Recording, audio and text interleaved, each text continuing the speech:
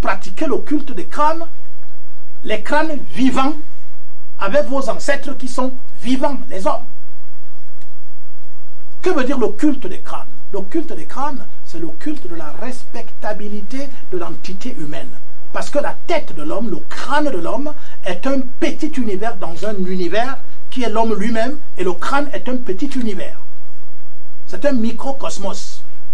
Donc ça veut dire que quand vous faites le culte de ce petit univers, ça veut dire que vous êtes en train de faire le culte du crâne. Et ce crâne doit être vivant. Ça ne doit pas être un crâne de mort qu'on peut déterrer quelque part pour venir mettre à un endroit et commencer à verser l'huile et le vin et les colas et tout. Tout ça, c'est de la bêtise.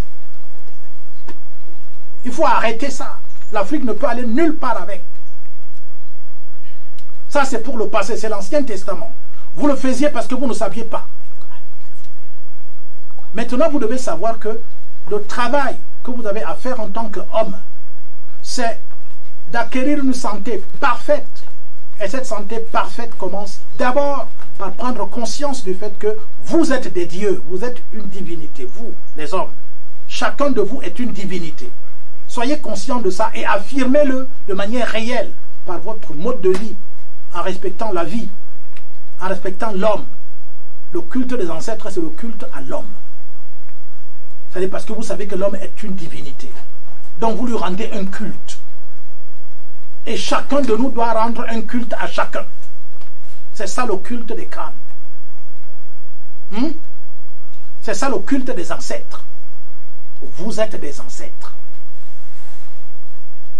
Et si chacun rend un culte à tous les autres dieux qui sont autour de lui, il est heureux pour toute la vie. Le problème, c'est que vous ne rendez pas un culte à tout le monde. Vos cultes sont des cultes intéressés. Ce n'est pas des cultes désintéressés. Vous rendez au culte, par exemple, un culte, par exemple, à un homme, lorsqu'il vous donne encore l'argent. Dès qu'il cesse de vous donner l'argent, le culte est fini. Oui, le culte là est intéressé. Vous rendez un culte à la femme quand elle écarte encore les jambes pour vous recevoir. Dès qu'elle cesse d'écarter les jambes pour vous recevoir, le culte est fini. Ça, c'est des cultes éphémères. Vous voyez, changez de perception. Voyez les choses d'une autre manière. Donc, une femme devant vous est une déesse, c'est une divinité. Un homme devant vous, c'est un dieu.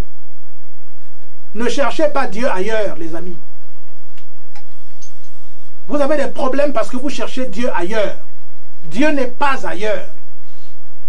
Si vous ne le reconnaissez pas en l'homme, vous ne le verrez jamais.